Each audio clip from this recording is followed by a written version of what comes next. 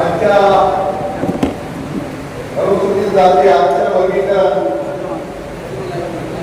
परिषदेच्या निमित्तानं विचारपीठावर देशभर ज्या ज्या महामानवांची प्रतिमा या ठिकाणी विराजमान आहेत शिवलोक फुले शाहू आंबेडकर अण्णाभाऊ मुक्ता सावळे त्या ज्या महामानवांनी मानवतासाठी लोककल्याणकारी काम केलं त्या सर्वांच्या विचारांना या ठिकाणी विचारपीठाच्या वतीनं त्रिवार वंदन. आज त्या लोकराज्याची जयंती आपण या कार्यक्रमाच्या निमित्तानं साजरी करून मान देतोय. असे राजश्री छत्रपती शाहू महाराज आजच्या विचारपीठावर आजच्या परिषदेचे अध्यक्ष सन्माननीय सामाजिक चळवळीतील या जिल्ह्यातील युवा नेतृत्व आदरणीय ज्ञानेश्वरजी माऊली, त्याचबरोबर त्यांनी अत्यंत परखडपणाने प्रबोधनाचं काम त्या परिषदेच्या निमित्तानं केलं असे आदरणीय प्राध्यापक रामचंद्रजी भराणे सर, दुसरे विचारवंत आपल्या सर्वांचे राजकीय नेते आणि आझाद हिंद क्रांती सेनेचे सन्माननीय संस्थापक अध्यक्ष आदरणीय राजेशजी घोडे साहेब, त्याचबरोबर आदरणीय सुनीलजी उमाव साहेब, आदरणीय निलेशजी जगदने, आदरणीय नामा साठे सर, आदरणीय रवींद्रजी शेलार सर, त्याचबरोबर आजच्या या कार्यक्रमाचं संचालन करणारे आदरणीय महिलाभाऊ सांडेजी आणि उपस्थित आपण सर्वच मंडळी, नामदेवाजी सांडे साहेबांपासून प्रवीण भाऊपर्यंत आपण सर्वच आदरणीय मंडळी, माझ्या मायमावल्यांना, मीडियामध्ये काम करणारे सदा अग्रेसर असणारे आदरणीय अरुण भाऊ भाऊसह इतर सर्वच मान्यवर मंडळी, माझ्या भावाला अत्यंत महत्वपूर्ण आजचा हा कार्यक्रम संपन्न होतोय. भराडे सरांनी अत्यंत सामाजिक चळवळीच्या अनुषंगानं या विषयाची मांडणी करताना सामाजिक न्यायिकतेचं औचित्य साधून या ठिकाणी आपल्याला प्रबोधनात्मक ज्ञानामृत देण्याचं काम या विचारपीठावर केलेलं आहे. पण खरं तर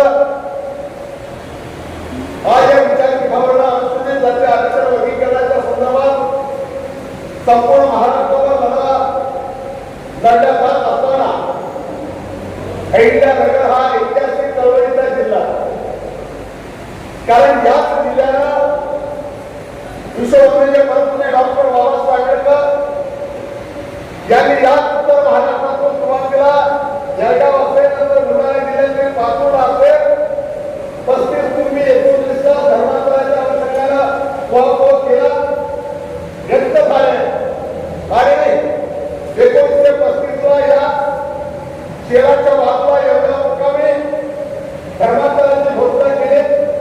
विश्ववंदनीय डॉक्टर बाबासाहेब आंबेडकरांनी 35 ला घोषणा केली.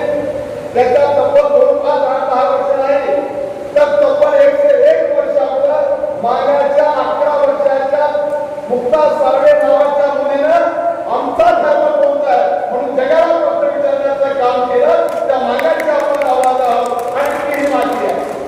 म्हणून निश्चित या ठिकाणी मला त्याही मुक्ता साळवेला केलं पाहिजे. राजेशजी, आपल्यावर सातत्यानं आंबेडकर वादाच्या विरोधात असणारा समाज, बाबासाहेबांच्या विचारांचं अनुकरण न करणारा समाज हे सांगत असताना मला याच भूमीतनं सांगितलं पाहिजे की भावांना याच मातीचा नगर जिल्ह्यामध्ये पूर्णिमा संभाजी साठे नावाचा तो ट्रेनिंग सेंटरला खान सभा म्हणून नाशिकच्या ट्रेनिंग सेंटरला काम करत होते.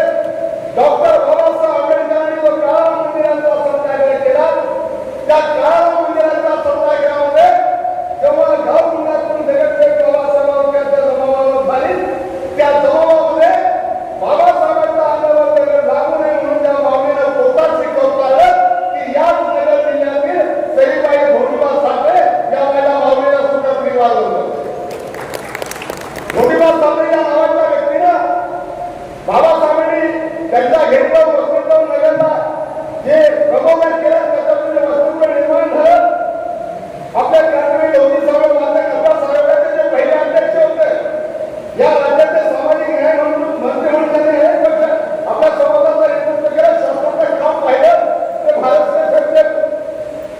वस्तुवाच्या पहिली विद्यार्थी आणि म्हणून ही जी माती आहे ही क्रांतिकारी माती आहे आणि बाबासाहेबांच्या चळवळीमध्ये या ठिकाणी संभाजी धोंडोबा संभाजी साठे असतील, सईबाई धोंडोबा साठे असतील, रामचंद्रजी नाथोजी गावखे असतील, केशव शिवशोभा सक्तेजी असतील आणि आता केलोजी जाधव यांचा उल्लेख झाला.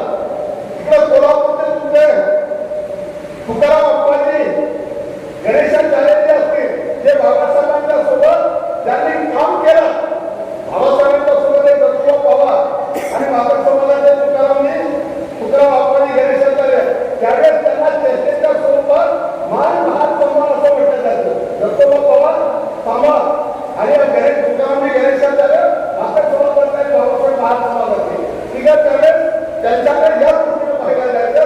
मला थोडक्यात एक सांगायचं की या परिसराला मग बाबासाहेबांचे ड्रायव्हर तुमचे राजगुरू जिल्हाराम सदाशिव पवार असू त्यांचे भाऊ तुमचा भागवत सदाशिव पवार असू तुमच्या पुण्याच्या गीताबाई दामोदर पवार असू किंवा शांताबाई श्रावण शक्ती असू म्हणजे मागाच्या चळवळीच्या अनुषंगानं बाबासाहेबांची चळवळ पुढे नेण्यासाठी जे तुमच्यावर आरोप होत आहे त्यांना वंदन करून मला पुढे जायचं आहे. सर्वात प्रथम आंबेडकरी चळवळीचा पायाभरणी करत असताना बाबासाहेबांचं नेतृत्व या समाजात नेत असताना जी 30 मे 31 मे 36 साली मुंबईला जी अस्पृश्यांची परिषद झाली दोन दिवस त्याच्यानंतर 1 तारखेला संत परिषद झाली आणि त्याच ठिकाणी राहिलेली मातक परिषद झाली. बाबासाहेबांनी 35 ची घोषणा केली. 13 ऑक्टोबर 1935 ची घोषणा केली. त्याच्यानंतर सर्वाधिक बाबासाहेबांच्या समोर जमलेला जनसंपर्क कोणता असेल तर तो त्या मातक परिषदेचा होता आणि तिथला विषय होता की धर्मांतर विषय निर्णायक चर्चा म्हणजे बाबासाहेबांबरोबर धर्मांतर करणारी मंडळी म्हणून नाशिकचे परवा भुसावळला जाऊन आलो. भुसावळचे काही ठिकाणची केबी मोरे असतील खंडूजी मोरे ज्यांनी 73 ते 80 पर्यंत दादासाहेबांचा जो अभिप्राय घेत आहे दीपक टाइम्स ऑफ इंडिया त्यांचा अध्यक्षपद होतं शेवटपर्यंत निर्णय घालून त्यांनी श्वास घेतला. अशा अनेक मंडळींनी बाबासाहेबांबरोबर योगदान दिलेलं आहे आणि म्हणून हा जो जिल्हा या जिल्ह्यातून खास करून या परिषदेला 36 मध्ये जे शंकरराव साठेंच्या नेतृत्वाखाली शेकडो मंडळी गेली होती. तसे परवाच्या 37 कार्यक्रमाला मोठ्या प्रमाणात सेनाबळ होते. मोठ्या प्रमाणात मंडळी गेलेली आहे. आंदोलनासाठी तुम्ही नेहमीच जात असता पण नेहमीच्या पद्धतीनं हा जिल्हा सामाजिक चळवळीचा उत्तरदायित्व निभावणारा जिल्हा आणि म्हणून आज या चळवळीच्या विषयावर महत्वाच्या विषयावर व्यक्त होताना मी चळवळीच्या अनुषंगाने जास्त खोलात जाणार नाही. राज्याच्यावर बोलणार आहे. सार्वजनिकांचा विस्तृत या ठिकाणी मार्गदर्शन केलेलं आहे पण मला या विषयाच्या अनुषंगाने अनुसूचित जातीतील लाभाच्या अनुषंगाने जो असंतोल निर्माण झाला त्याच्या असंतोलाची जी इतर कारण लोक सांगत असतात पण आहेत त्याच्यापैकी महत्वाच्या मुद्द्याला मी या ठिकाणी हात घालणार आणि तेवढाच एकच मुद्दा मी विस्तृतपणाला आपल्या समोर ठेवणार. तो मुद्दा असा आहे तो कैलास घेणारे सांगताय का मागाचं दोघं बघताय का अजिबात नाही. विश्ववंदनीय डॉक्टर बाबासाहेब आंबेडकर यांना आपल्या वाणींना जगाच्या समोर मांडण्याचं काम या वामनदादा कडकांनी केलं. वामनदादा कडक काय म्हणतात सांगा आम्हाला वेळा वाटा करता कुठे हो सांगा आम्हाला वेळा वाटा करता कुठे हो सांगा घराचा साठा आमचा वाटा कुठे हो. आम्ही या परिषदेच्या माध्यमातून चालण्याचं काय महत्व आहे आमचा वाटा मागायला निघालोय. आपल्याला वाटा मागत असताना हे काय वाढत नाही ठेवायचं हे काय मुसलमानी नाही काही सांगत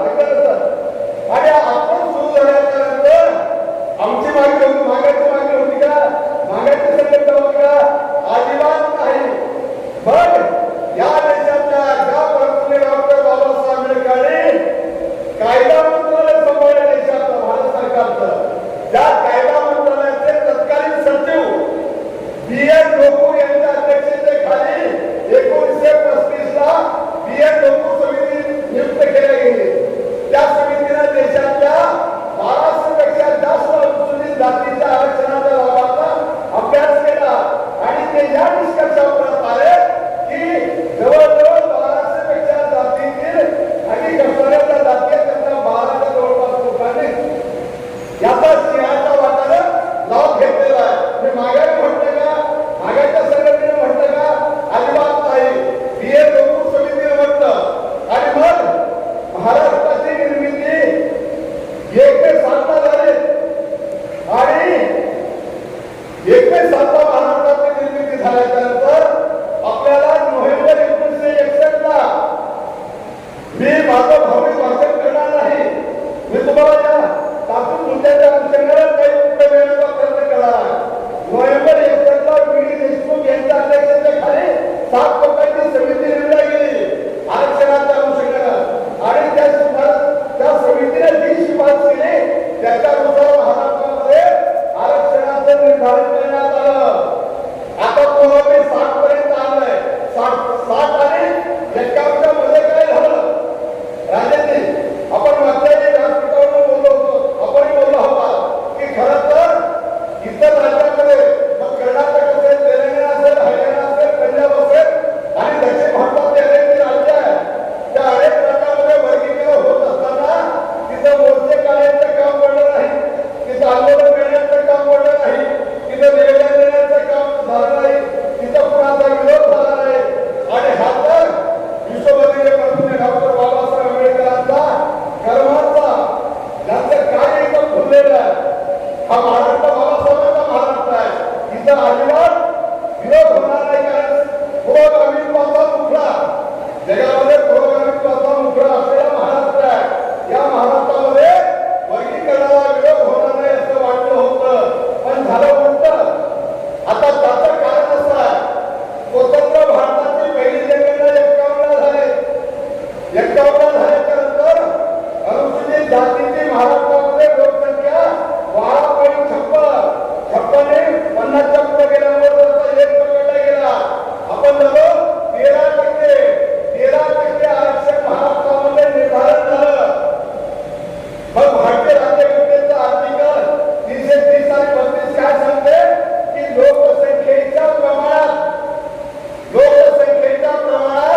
राज्याच्या विधानभवनामध्ये आणि देशाच्या पार्लमेंटमध्ये तुमच्या लोकसंख्येच्या प्रमाणात म्हणजे अनुसूचित जातीच्या लोकसंख्येच्या प्रमाणात तुमचं प्रतिनिधित्व, पर्याप्त प्रतिनिधित्व देशाच्या आणि राज्याच्या हाऊसमध्ये पोहोचलं पाहिजे.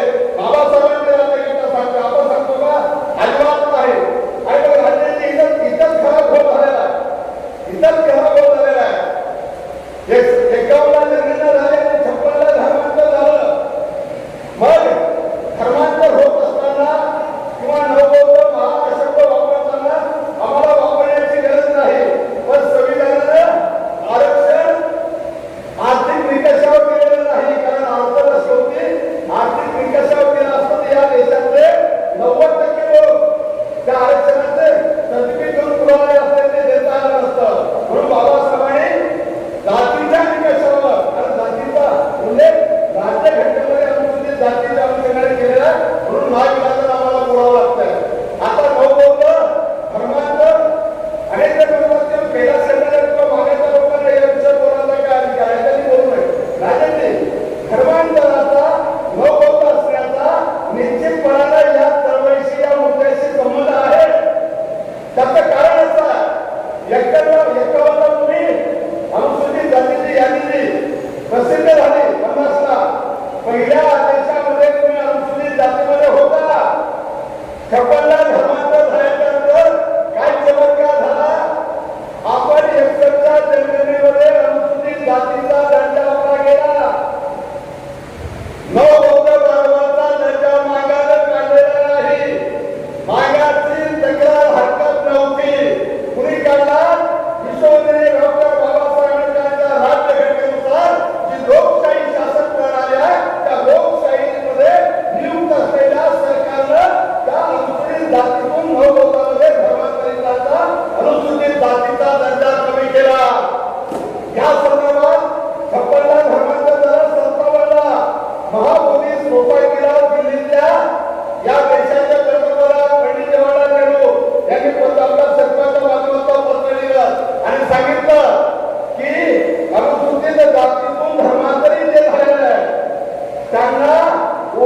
ओबीसीच्या सवलती लागू करा आणि उमौलिक चमत्कार झाला जे संविधानानुसार ज्या अनुसूचीमध्ये पाहिजे बंधनकारक आहे पण या देशातल्या या राज्यामध्ये चमत्कार झाला मुंबई सरकारनं 1958 निर्णय घेतला आणि अनुसूचित जातीतून धर्मांतरितांना ओबीसीच्या सवलती लागू करण्यासंदर्भातला जी आर काढला जे 56 धर्मांतरित झाले ते 58 ओबीसी मध्ये गेले बघा हा खेळ कसा जे 56 धर्मांतरित झाले ते अनुसूचित जातीतून कमी होऊन ओबीसी मध्ये समावेश झाला आणि 61 जनगणनेतून तुमच्या माझ्या मागाच्या तक्रारीतून संघटनेतून नेत्यावरून त्यांना अनुसूचित जातीतून कमी केलं नाही त्रिभुवन साहेब काय झालं 61 जनगणनेमध्ये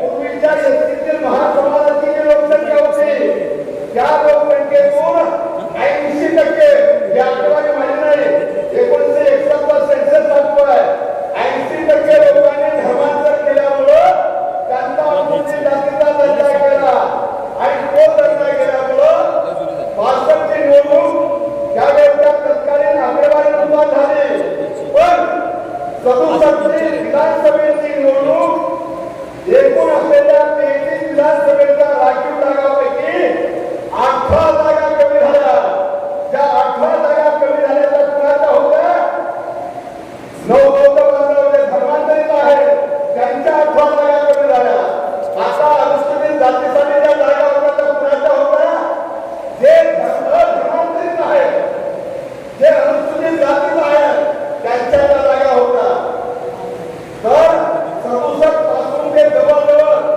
24 पर्यंत 13 निवडणुका विधानसभेच्या झाल्या आणि एका विधानसभेच्या निवडणुकीमध्ये राज्याच्या विधानमंडळामध्ये अनुसूचित जातीचे 18 प्रतिनिधी दर पंचवार्षिकला कमी आहे ते कोणाच्या लोकसंख्येचे कमी आहे जी एकत्र अनुसूचित जातीतून वगळले म्हणजे हे 13 लोक होते 13 6 जातो म्हणून राहुरीच्या वर्गाला गेले परंतु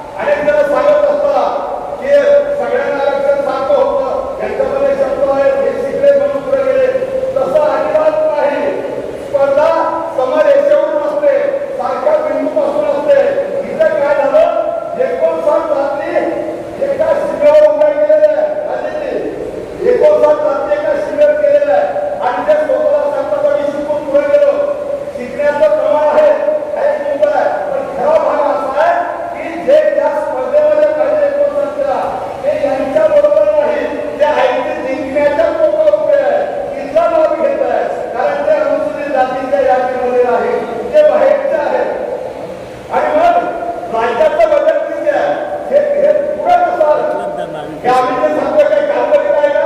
अजिबात नाही. 90ला तुम्ही एसटी मध्ये आला, 91ला जनगणना झाली आणि 91ला जनगणना झाल्यानंतर राजेंद्र सारखे विचार होता या समाजाची आस्था असणारी मंडळी हायकोर्टात गेले आणि त्यांनी सांगितलं की आता राखीवला वाढवलं पाहिजे, कारण ही 90ची संख्या एसटी झाली, 90पर्यंत तुम्ही एसटी नव्हता.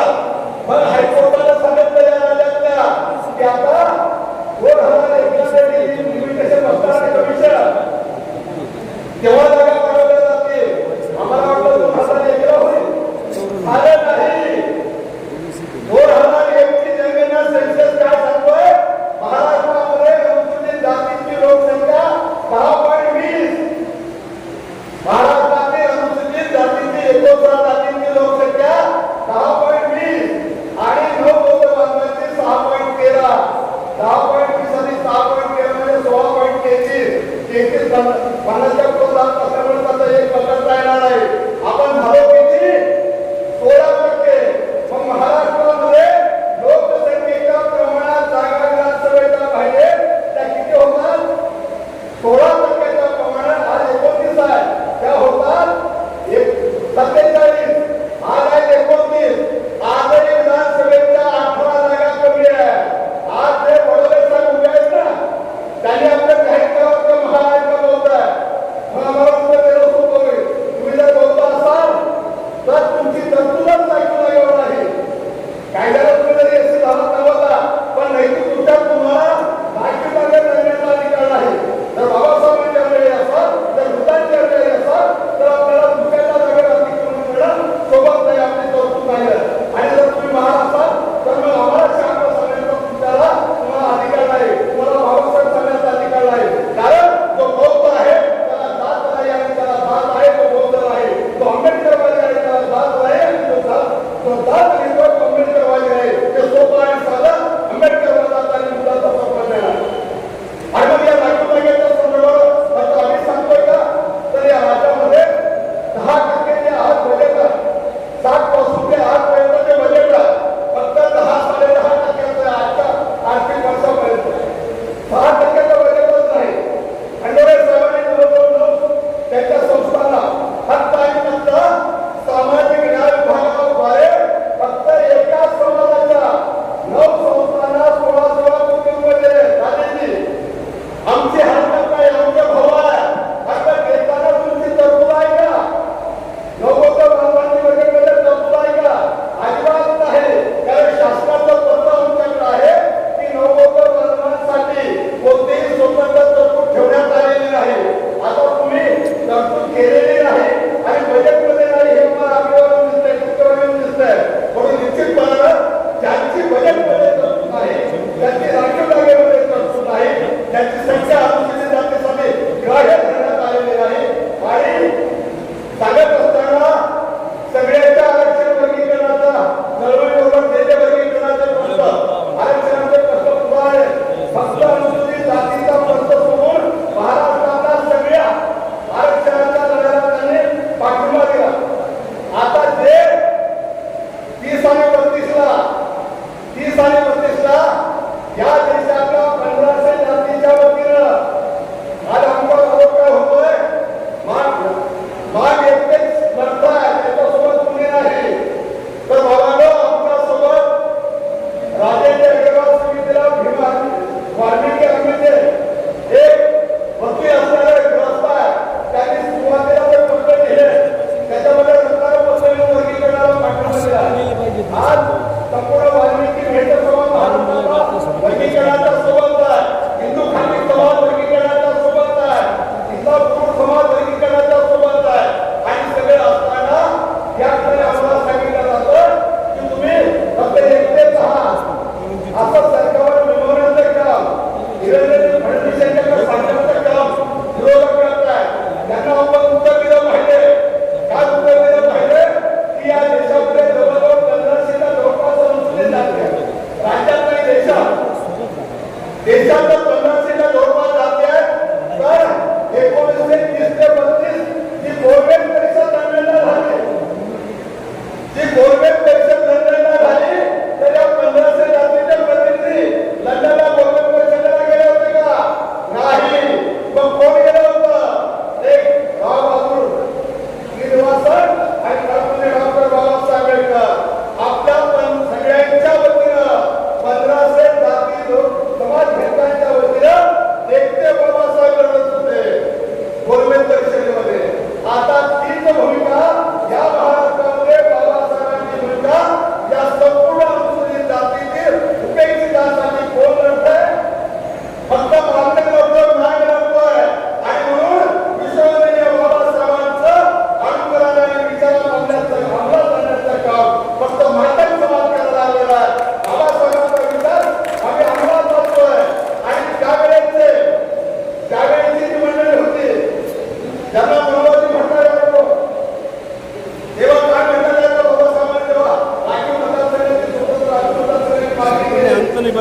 त्याच्यामध्ये हेच काम व्हायला लागलं तेव्हा बाबासाहेबांच्या त्यावेळेच्या या भूमिका जी मनोवादी मंडळी आहे ती म्हणायचे की या ठिकाणी हिंदू धर्मातील समाजाचं विघटन होईल, वाटणी होईल, सलोखा होईल. कोण म्हणत होतं?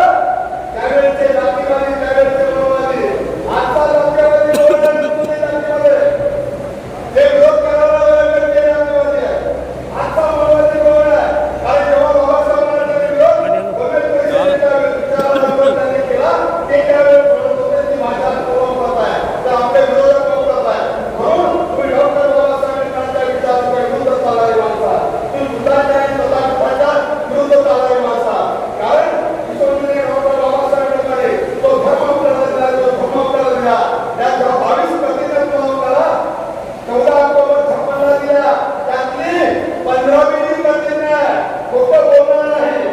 आणि बाबासाहेब म्हणाले होते, काय म्हणाले होते? हा संपूर्ण भारत उद्भवले गेले. डॉक्टर बाबासाहेबांनी म्हटलं कोकणाचा भारत पुढे घेण्यासाठी आमचे या ठिकाणी अगदी केलू जाधव असतील, धोनीभाऊ साठे असतील यांच्यापासून आजपर्यंत या ठिकाणी राजेंद्र घोडे साहेब असतील, आमचे अधिके पांडे साहेब असतील, सुकुमारजी असतील, त्यांच्यापूर्वी आमचे कर्मवीर लेखनाचे आव्हाड साहेब असतील, अप्पांनी साठे असतील आणि त्याच्या अगोदरची या जी फार मोठी आहे त्याच्या अगोदरची ही जी मंडळी ठरतात इतिहास आपण बोलतोय ते बाबासाहेबांचा इतिहास खेड्यापाड्यापर्यंत पोहोचवण्याचं काम आता समाजाच्या चळवळीने केलेलं आणि ते करत राहणार आहे. आणि म्हणून बाबासाहेब आमच्या सगळ्यांच्या वतीने बोलत असलेल्या तसं माध्यम व्हा. आज बाबासाहेबांच्या विचारांचा जातीचा वर्गीकरणाचा आवश्यक आहे. आज महाराष्ट्रामध्ये निभावत आहे हा बाबासाहेबांच्या चळवळीचा विचाराचा हा विचार आहे. परंतु आज आमचा दसरा भाऊ त्यांना आम्ही खऱ्या अर्थाने आमच्याकडे घराणेश्वर असते, आदरणीय राजेश भैया असते, आम्ही सगळे म्हणले आज महाराष्ट्रामध्ये वैचारिक चळवळीची गरज आहे, परिवर्तनवादी चळवळीची गरज आहे. पण हे करत असताना आम्हाला आंबेडकर वादापासून तोडण्याचं काम हे जे महापाप प्रणाली मंडळी आहे विरोधात त्यांना आमचा तो इतिहास माहीत नाही. आपल्या स्वतःच्या संधी साधू करण्यासाठी एवढा मोठा समूहाला दूर रोखण्याचं काम हे महापाप मंडळी करतात. खऱ्या अर्थाने बाबासाहेबांनी सांगितलं होतं जा आणि तुमच्या घराघरांच्या भिंतीवर येऊन जा, तुम्हाला राज्यकर्ते जमा करायचं. आता राज्यकर्ते जमा करण्यासाठी माणसं तोडावी लागतात, तोडावी लागत आहे. आम्ही त्यांना आमचा भाव मानलं, त्यांच्या खेड्याखाली आम्ही काम केलं, त्यांच्या नेतृत्वाखाली आम्ही काम केलं, त्यांच्यासाठी आम्ही सरपंच आणला, त्यांच्यासाठी आम्ही घोषणा दिल्या आणि त्यांना मदत देऊन पुढे करण्याचं काम केलं. तीच मंडळी आज आमच्या विरोधात असणारी माणसं आज विरोधकाच्या भूमिकेत गतिरोधक म्हणून उभी ठाकलेली आहे. माझ्या बांधवांनो, मला या परिषदेच्या माध्यमातून आरक्षण वर्गीकरणाचा विरोध करणाऱ्या मंडळीला प्रश्न आहे. काय प्रश्न आहे की अनुसूचित जाती वर्गीकरण केल्याच्या नंतर सरोखा मिळेल, आपल्यात तूट पडेल. मला एक सांगा, जर खरंच आपल्याला काळजी असतील तूट पडण्याची तर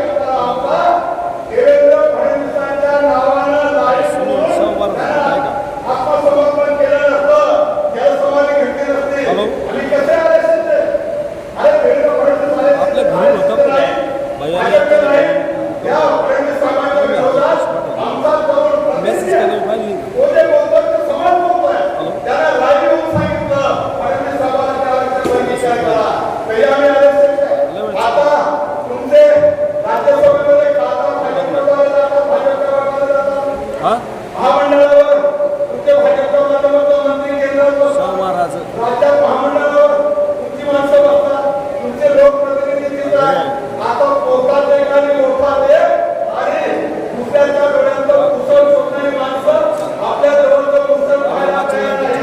ती वस्तुस्थिती आहे आणि म्हणून या अनुसूचित जाती वर्गीकरणाच्या चळवळीच्या अनुषंगानं तुम्ही आम्ही त्या मागे लागलेलो आहे. होय, अनेक जण सांगत असतात आरक्षण खातं आम्ही पुढे गेलो, शिक्षणाच्या भरोशावर नाही, तुम्ही शिक्षणाचा